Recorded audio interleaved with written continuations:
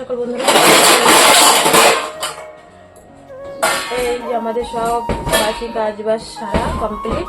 কাজলের আর আমার মাত্র চা খেলাম, চা খেয়ে এখন বাসনগুলো সব গুছাচ্ছি। গুছিয়ে তারপরে কাজল ঘর গোছাচ্ছি, আমি এদিকে রান্নাঘরের দিকে এদিকে বাসনগুলো গুছিয়ে নিই। তাহলে শুরু করছি, আশা করি ভালো লাগবে। বাসি কাজ সব কমপ্লিট, তোমাদের সাথে একটু কথা বললাম। আর জানি না সারাদিনে কথা বলতে পারবো কি না পারবো। তা বাসনগুলো গুছিয়ে তারপরে যাব ঘর গুছাতে। মানুর আবার আজকে সকালে পড়া আছে। তা কাজলকে বললাম, কাজল তুই রান্নাটা বসিয়ে দে, আমি বাইরের সব কাজগুলো সারি। বললো ঠিক আছে দিদি। তা ও ওইদিকে রান্নাটা বসিয়ে দিল। অনেকগুলো না জামা কাপড় ছিল, এই 3 দিন যে ঝড় বৃষ্টি গেল না, মানুষ জামা প্যান্টগুলো না ভালো করে শুকায়নি, একটু বসাই গন্ধ গন্ধ হয়ে যায়। তা ভাবলাম হালকা একটু সার্ফ দিয়ে মানুষ জামা প্যান্টগুলো ধুয়ে দিই। তার সাথে আমারও ছিল, আমার তারপরে পুচুর কাজলের অনেক জামা কাপড় ছিল। এখানে অল্প একটু নিয়ে এসি, পরে কলে আবার ওগুলো সার্ফ দিলাম। তো এগুলো কেচে কাজল বলছে দিদি পরে কেচে দিও, তুমি আগে একটু কাটাকুটি করে দাও, আমি রান্নাটা করি। তাই বললাম তুই সকালবেলা রান্নাটা কর। ও সকালবেলা চিচিঙ্গা ভাজা আর ডাল করলো। এদিকে মাস্টারমশাই পড়াতে চলে এসছে। আর দুপুরের রান্নাটা আমি বললাম আমি করব। তো দুপুরে কি রান্না করি দেখো, কালকে মা পাঠিয়েছে আমাদের এগুলো বাড়ির সবজি। আমাদের তো শ্বশুরবাড়িতে সব কিনতে হয়, কিন্তু বাবার বাড়িতে একদম ক্ষেতের সবজি। পটল, তারপরে ডাঁটা, পুঁই শাক। এবার এত সবজি কী করবো, অনিমাকে বলছি কটা নিয়ে যা টুকিদের বাড়িতে। আমি দিদিকে কটা দিয়ে আয়, এত সবজি কী করব। অনেকটাই আমরা রান্না করেছি, তাও অনেকটা বেঁচেছে। কারণ ক্ষেতের সবজি বৌদি এসে টোটো করে মা সব দিয়ে দিয়েছে, আরও অনেক কিছু দিয়েছে, সেগুলো তোমাদের সাথে দেখানো হয়নি, শেয়ার করা হয়নি। পরে তোমাদের সাথে সবটাই শেয়ার করব কী কী পাঠিয়েছে মা। তা কাজল আবার চা করে নিয়ে এসে, আর আজকে বোঝোই তো বাড়িতে লোকজন আসলে একটু বেশি চা হয়, এমনিতে তো চা হয়। তা কাজল চা নিয়ে এসে আমি বলছি তুই সামনে আয়। বলছে এই যে আমার হাত দেখা যাচ্ছে, আমি চা খাচ্ছি। তা আমি এগুলো কেটে কুটে নিয়ে তারপরে একবারে রান্না বসাবো গুছিয়ে গাছিয়ে। চাটা খেয়ে নিই, সকালবেলার থেকে এই নিয়ে 3 বার চা খাওয়া হয়ে গেল। রান্না করবো, ডাল তো হয়, আর একটু নিরামিষ তরকারি করব। ওর বাপি মাছ এনেছে, রুই মাছ, মাছের মাথাটা দিয়ে পুঁই শাক করবো। মানু আজ 3-4 দিন ধরে বলছে আমাদের গাছের ইঁচড়, মা একটু ইঁচড় করো, মা একটু ইঁচড় করো। তা ওর বাপি রাস্তা দিয়ে চিংড়ি মাছ যাচ্ছিলো, আমি বললাম 100 চিংড়ি নাও, 100 না, পরে ওর বাপি 150 চিংড়ি নিয়েছে। আবার ইঁচড়টা কত কিছু রান্না করব। সকালে ডাল চিচিঙ্গা ভাজা হয়ে গেছে, পুঁই শাক দিয়ে, ডাঁটা দিয়ে, পটল, মিষ্টি কুমড়ো দিয়ে একটু তরকারি হবে, মাছের মাথাটা দিয়ে মাছের ঝোল, এই ভাবছিলাম করব। তার কি করা যাবে। তাই ইঁচড়টা কেটে নিলাম, কেটে কুটে একবারে গুছিয়ে। কাজল যেহেতু সকালে করলো, আমি বললাম তোরা সকালে তুই যেহেতু রান্নাটা করেছিস, দুপুরের রান্নাটা আমি করছি। তো তখন যে জামা কাপড়গুলো আমি ভিজিয়ে রেখেছিলাম, বলে দিদি আমি তাহলে কেচে দিই, তুমি তাহলে রান্নাটা করো। রান্নাঘরে যা ছিল পুরো ভিডিও তো তোমাদের সাথে শেয়ার করতে পারিনি, কারণ একটু ব্যস্ত, এই কারণে যতটা পেরেছি। তা কাজল জামা কাপড়গুলো মেলছে, আমি চলে গেছি সোজা রান্না করতে। রান্না করছি, একটু ঘরের কাজও করছি, রান্না আবার ঢাকছি, আবার গিয়ে নাড়া দিচ্ছি, এই করছি। তা দেখো এই যে ইঁচড় চিংড়িটা বসিয়ে দিলাম। ইঁচড় এখন একটু মানে শক্তপোক্ত হয়ে গেছে, এখন অতটা কচি নেই ইঁচড়, গাছের সব গাছেরই ইঁচড়। তা ইঁচড়ের তরকারিটা খুবই টেস্ট হয়েছিল, ইঁচড় চিংড়ি আর মাছের মাথা দিয়ে একটু নিরামিষ তরকারি। বেগুন ছিল না, আর বেগুনটা আমরা একটু খুবই কম খাই। তা আমার মোটামুটি রান্না এদিকে গুছিয়ে এসেছি। কাজল যা ছিল বাসন বের করে দিয়েছি, ও বাসনগুলো মাজছিল। আর আমি যত মশলার কোটো আছে সেই নীল পুজোর আগে ধুয়েছিলাম, প্রায় 10 দিন হয়ে গেছে, আর কোটোগুলো ধোয়া হয়নি। তা ভাবলাম আজকে সব বের করেছি, রান্নাঘরের সবটাই বের করেছি, কারণ মানুর জন্মদিন, সব বের করেছি। দেখো আবার দুপুরবেলা আমরা চা করে নিয়ে এসেছি। তা এখানে কাজ করতে করতে সকালবেলা আমাদের আর ভাত খাওয়া হয়নি। মানু, বাবা আর হচ্ছে আমাদের পুচু, ওরা 3 জন ভাত খেয়েছে, আর আমরা খাইনি। এর মধ্যে ওর বাপিও চলে এসছে তাড়াতাড়ি। তো এদিকে রান্নাবান্না কমপ্লিট, এখন বাজে প্রায় 2টো। ওদের স্নান করিয়ে ওদেরকে খাইয়ে দিয়েছি, 2 বোনকে আর হচ্ছে বাবাকে। তাই এদিকে ঘর ঝাড়তে চলে এসেছি। দেখো ঘর ঝাড়তে ঝাড়তে এটা আবার খুলে গেছে কারেন্টের। আর দেখো আমার বড় বৌদি কারেন্টের মিস্ত্রি হয়ে গেছে। সত্যি একদম মানতে হবে, ওর ভীষণ সাহস কারেন্টের কাজ। ও ওটা টিউবটা ঠিক করলো, পরে ওর বাপিও চলে এসেছিলো কাজের থেকে, প্রায় 2:30-3টে বাজে। এখন একটু দোকানে বেচে কেনাটা তো কম, পয়লা বৈশাখে, এখন প্রায় দুপুরবেলা চলে আসে ও। মানে আবার হয়তো বিকালবেলা যায়, কি বা কোনো দিন আবার একবারেও আসে, যখন যেরকম তখন সেরকম চলে আসে। আর বাড়িতে এই 2টো দিন কাজ, তো এই 2টো দিন মানে একটু তাড়াতাড়ি চলে আসবে বলেছে। আমি এই দিক দিয়ে সব ঝেড়ে ঝুড়ে নিলাম। বেশি একটা তো নোংরা নেই, সব সময় তো পরিষ্কার করি। তোমরা দেখো একটা বিএমটি পেশেন্টকে যেইভাবে রাখতে হয় সেইভাবেই রাখি, চেষ্টা করি। তা কাজল ওই দিক দিয়ে ঘর ঝেড়ে নিল, খাট মুছে নিল, আর আমি এই দিক দিয়ে শোকেসের সব কিছু মুছে নিলাম। ও খাটের তলাটা একবারে ঝাঁট দিয়ে বেরিয়ে গেল। তারপর ওর বাপি এসেছিলো, কারেন্টের কাজগুলো সব ওর বাপি ঠিক করে নিল। চার্জারগুলো যা আছে আজকে সব পরিষ্কার করে নিতে হবে, হাতে খুব টাইম কম। আর হচ্ছে পরিষ্কার তবু একটু করে মুছে নিলাম, কারণ কালকে একদমই টাইম পাবো না, কালকে সারাদিন আবার ব্যস্ত থাকবো। তা কাজল এই দিক দিয়ে ঘরটা ঝাঁট দিচ্ছে, আমি বললাম তুই ঘর আর উঠানটা ঝাঁট দে, আমি এই দিক দিয়ে হচ্ছে শোকেসটা মুছে নিই। তা বললো দিদি ঠিক আছে। তো আমি এই দিক দিয়ে সব মুছে নিলাম একটু হালকা করে, বেশি তো একটা নোংরা নেই। কাজল চলে গেল রান্নাঘর মুছতে, আমি বললাম কি রে খেয়ে নে। তারপরে আমরা তার মধ্যে আবার তিনজন খেয়েও নিয়েছি, কারণ সেই সকালবেলা হালকা একটু করে স্নান করেছিলাম, আর একবারে করব জানি না কখন স্নান। শুভ বিকাল বন্ধুরা, এখন বাজে 4:30। মানুকে পড়াতে এসে ও সায়েন্সের মাস্টার পড়াচ্ছে ঘরে। আর আমরা এই যে দুজন রেডি হয়ে গেলাম, দেখি এবার কোথায় মানে এর কুল কিনারা কোথায় পাই। কালকে যেমন বোনের বাড়ি দিয়ে এই দিক দিয়ে ওদের বাড়ি দিয়ে হাবড়া দিয়ে সব ঘুরে বেরিয়েছি। এবার সিঁদুর পরিনি, দেখো এই সিঁদুর পরি নাই রেখা জল। মাস্টারমশাই ঢুকে গেছে তো ওইভাবেই বেরিয়ে গেছি তাড়াতাড়ি ঘর থেকে। এবার হচ্ছে যাই দেখি কোথায় যাবো, গায়েঘাটা। আর তারপরে তো একটু নিমন্ত্রণ বাকি আছে, মানে নিমন্ত্রণ করিনি পাড়াতে, তারপরে এসে করবো দুজন মিলে। আসলে ঘরে মানুকে মাস্টার পড়াচ্ছিল, তো আবার গিয়ে পরে সিঁদুর পরে এসেছি। তাই তো সিঁদুর না পরে গেলে বাজারে যাওয়া যায়। আমি না হট করে খেয়াল করতে পারিনি, কারণ আজকে হচ্ছে রবিবার। মানুকে তাড়াতাড়ি পড়াতে চলে এসে মাস্টারমশাই 5টা 5:30টায় আসে, আর অন্যদিন 7টায় আসে। তা আজকে তাড়াতাড়ি চলে এসছে। এদিকে দেখো সোজা আমরা গায়েঘাটা চলে এসেছি। মানুর বার্থডের জন্য কিছু এখান থেকে নেওয়া হলো, সেটা তোমাদের বাড়িতে গিয়ে দেখাবো। তা কী কালার মানে নেব আমি বলছি দেখ আমি জানি না, কাজল তুই নে, কারণ যদি বাইচান্স ভুলভাল কালার নিই মানু ওর মামিকে কিচ্ছু বলবে না। আমি যদি নিই বলবে কি তুমি এই কালার আনলে কেন, ওই কালার আনলে কেন। তা কাজল বলছে দিদি কী জামা পরবে। তা ও জামার কালার দেখলো। আমরা এই যে বাড়ি চলে এসেছি, ওখান থেকে একটু টুকটাক কেনাকাটি ছিল, তারপরে নিমন্ত্রণ ছিল। সেই নিমন্ত্রণগুলো করে দেখো 8:30 বাজে এসে আমরা দুজন একটু চা খেলাম। ওর বাপি চলে গেল বাজারে, আর ওর বাপি বাড়ি ছিল, 2 বোন ছিল, আর মাস্টারমশাই তাড়াতাড়ি পড়িয়ে চলে গেছিলো সন্ধ্যের আগে, কারণ 4টেয় এসছে, 5:30টার মধ্যে মাস্টারমশাই চলে গেছে।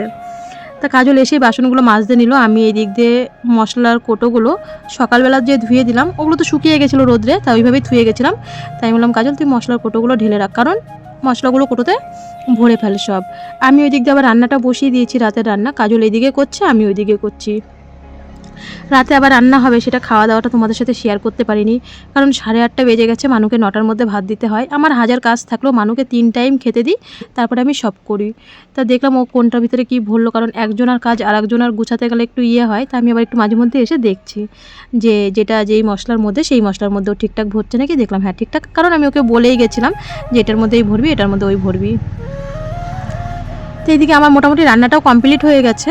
আর বাবাকেও তোমরা জানো আমি 9:30টার মধ্যে ভাত দিয়ে দিই, মানুকেও 9:30টার মধ্যে দিয়ে দিই। আর সবাই খেয়ে দিয়ে তারপরে ভাবছি কি যে আমরা হচ্ছে স্নান করে এসেছি, খেয়ে দিয়ে বাসন টাসন যা ছিল সব মেজে স্নান করে এসেছি। আর এই যে স্নান করে এসে ঘরে এই পেপারটা লাগাচ্ছি, কারণ যতই দেখো ভাঙা ঘর হোক, যদি একটুখানি সুন্দর করে যেরকম আছে সেটাকেই গুছিয়ে, কারণ মনে করো এখনও জানি না কোনো দিন ঘর করতে পারবো কি না পারবো, যদি প্রভু চায়, আমাদের স্বয়ং ভগবান যদি চায়, হয়তো 5 বছর পরে ঘর করতে পারবো হয়তো কোনো দিন। তা যেটাই আছে সেটাকে সুন্দর করে সাজিয়ে রাখি। তা মানুর একটু মনে করো অন্নপ্রাশন বা বার্থডের উপলক্ষে এটাই করা হচ্ছে, কারণ ওর তো কিছুই করা হয়নি জন্মের পরে, অন্নপ্রাশন বা জন্মদিন সেরকমভাবে করিনি। আমার কপাল খারাপ, মানুর কপাল খারাপ। ওর অন্নপ্রাশন আসার আগেই ওর এই রোগটা ধরা পড়ে, সেটা তোমাদের সাথে অবশ্যই বলবো। এই যে বন্ধুরা এখন প্রায় 11:15 বাজে। ওই যে দেখলে যে কাগজগুলো মারছিলাম, ওটা এই ঘরটা হয়ে গেছে, ওই ঘরটা কালকে করব, পুরোটা কমপ্লিট হোক তারপরে তোমাদেরকে দেখাবো। তোমরা তো জানো মানুর হচ্ছে ওরা শুয়ে পড়েছে 2 বোন, আর ওর মামি আর আমি নিচে শোবো। তা মানুর অন্নপ্রাশনের আগেই ওর এই রোগটা ধরা পড়েছিল, ওর এই থ্যালাসেমিয়া রোগটা। তা ওর হচ্ছে মামা বাড়িতে নিয়ে গেছিলো ওকে অন্নপ্রাশন দেবে বলে। তা কপাল খারাপ, ওর জ্বর আসলো, জ্বরটা আগের থেকেই আসতো, ওর সিমটমটা আগের থেকেই, মানে থ্যালাসেমিয়াদের যে সিমটম, সবুজ সবুজ পটি, তারপরে এখানকার ডাক্তার তো ধরতেই পারলো না, গায়েঘাটা হাবড়া অনেক ডাক্তার দেখিয়েছিলাম, 3 মাস 4 মাসের থেকেই দেখিয়েছিলাম। তারপরে অল্প অল্প খেত, বমি করতো, মানে উল্টি করতো। ওদের সিমটমগুলো এরকমই হয়, যেগুলো বিটা থ্যালাসেমিয়া মেজো তাদের সিমটমগুলো। শুধু জ্বর আসে, শুধু জ্বর আসে। তারপরে এমনিও প্রচুর পরিমাণে ফর্সা হয়েছিল এইবারই এদের মতন। তারপর ওর বড় মামার মতন গায়ে রং হয়েছিল। তা রক্ত দেওয়ার জন্য ও কালো হয়ে গেছে, এত পরিমাণে রক্ত গেছে। তো মাসে 3-4টে করে, যাদের বিটা থ্যালাসেমিয়া মেজো তারা তো জানো এটার কতটা কষ্ট। তা ওর মামার বাড়ি গেছিলো ওকে অন্নপ্রাশন দেবে বলে। তা এখান থেকে জ্বর শরীর নিয়ে ওর মামা বাড়িতে গেলাম। তারপরে বাসুদেব দত্তকে, ডাক্তারের নামটা বলে ফেললাম, সেদিনকে যে চাকদাই কাত্তায়নীতে হচ্ছে ওকে যে ডাক্তার দেখালাম, স্যার দেখার সঙ্গে সঙ্গে ওকে কোনো ওষুধ দেয়নি, শুধু ব্লাড টেস্ট করতে দিল। মনোরমাতে ব্লাড টেস্ট করলাম, চাকদা মনোরমাতে টেস্ট করার পরেই পরের দিনকেই ওর এই থ্যালাসেমিয়া আসে। তখন ওর হিমোগ্লোবিন 4.5। তখন আর কিসের অন্নপ্রাশন, কিসের কি, তখন তো বুঝতামই না। 15 বছর বয়সে বিয়ে হলো, 17 বছর বয়সের মধ্যে মেয়ে হয়ে গেল। তখন তাড়াতাড়ি বললো ফুলবাগানে নিয়ে যাও। উনি তখন ফুলবাগানে মেডিসিন ডিপার্টমেন্টে উনি তখন ছিল, ভালো মানে তখন আর কি ওই পোস্টে ছিল, উনি চাকরি করতো ফুলবাগানে হসপিটালে, শিশু হসপিটালে। তারপরে ওইখানে নিয়ে গেলাম, তখন ওর প্রথম হিমোগ্লোবিন আসে 4.5। তা সে থেকেই তো আজ এত বছর ধরে সেই কষ্ট। তারপরে আর কিসের অন্নপ্রাশন, কিসের কি। তারপরে আমাদের এই শিব মন্দিরের থেকে ওকে মুখে প্রসাদ দিয়ে নিয়ে এসি। সেই যে একটা মনের কষ্ট, যে প্রথম মেয়ে হয়েছে মামার বাড়ির মধ্যে, তখন ওর ভাই বোন ছিল না, যে একটা অনুষ্ঠান করবে, কিন্তু দুধের সাথে কোনোদিনই ঘোলে মেটে না, সেটা তো একদমই ঠিকই। তারপরে আমার এই যে বিয়ে হয়েছে এত বছর, আমার মানে মামার বাড়ি বলো বা কাকা কাকিরা বলো, কেউ কোনোদিন আমার বাড়িতে আজ পর্যন্ত আসেনি। কারণ মানুষ হওয়ার পরের থেকে একটা আমরা অশান্তির মধ্যে, একটা পরিস্থিতির মধ্যে এতগুলো বছর গেছে, একটা সারাক্ষণ অশান্তি থাকতো। অনেক রকমের অশান্তি থাকতো। সবাই ভাবতো যে এই থ্যালাসেমিয়া রোগটা মনে হয় আমি আমার বাবার বাড়ির থেকে নিয়ে এসেছি। তখন তো এতটা বুঝতাম না, তখন বয়সটা অল্প ছিল। আর এরা ভাবতো যে আমাদের বংশের মধ্যে কারণ নেই, আমারই হয়েছে, তার মানে এটা আমি বাবার বাড়ির থেকে এই রোগটা নিয়ে এসেছি। সারাক্ষণ একটা আমাদের মধ্যে এইসব নিয়ে অশান্তি হতো। যাই হোক, একটা ভুল বোঝাবুঝি হতো। সেই সব কথা এখন আর আমার ফ্যামিলির কথা আমি আনতে চাই না। তো সেই সব নিয়ে প্রচুর ঝড় তুফান মাথার উপর দিয়ে গেছে। তখন তো বয়সটা ছোট ছিল, এখন লড়াই করতে শিখেছি, এখন সব কিছু বুঝতে একটু একটু করে শিখেছি। এখন তখন যা বলতো সবাই শুধু কান্নাই করতাম, তখন কান্না ছাড়া জীবনে কিছু ছিল না। যে যেইভাবে পারতো সে সেইভাবে বলতো যে এটা মামার বাড়ির থেকে রোগটা নিয়ে এসছে। তা যাই হোক, এখন ওর বড় মামি এটা দায়িত্ব নিয়ে করছে, যে তখন ওর অন্নপ্রাশন করতে পারেনি। তখন তো দুই মামার, এক মামারও বিয়ে হয়নি ও যখন হয়েছে।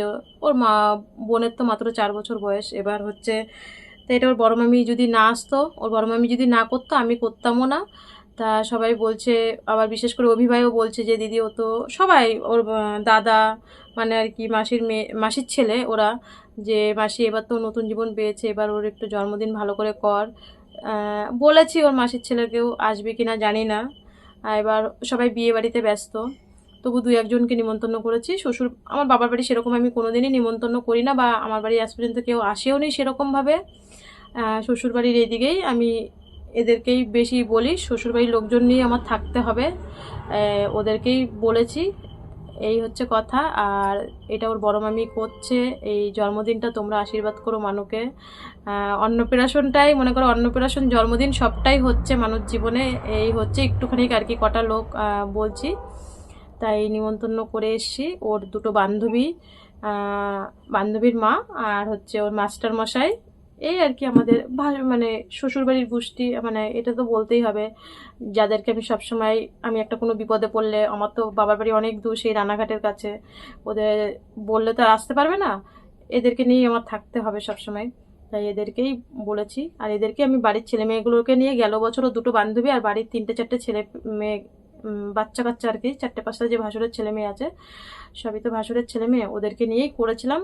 আর এবার আর কি এই হচ্ছে কথা, মানুর অন্নপ্রাশন, জন্মদিন, এটাই হচ্ছে। ওর বড় মামি এটা দায়িত্ব নিয়ে, বড় মামি সব কিছু করছে। তোমরা তো ভিডিওর মধ্যে সবটাই দেখতে পাচ্ছ। ওর মামি যদি না আসতো, আমি এতটা দূর আগাতেও পারতাম না, হয়তো করতেও পারতাম না।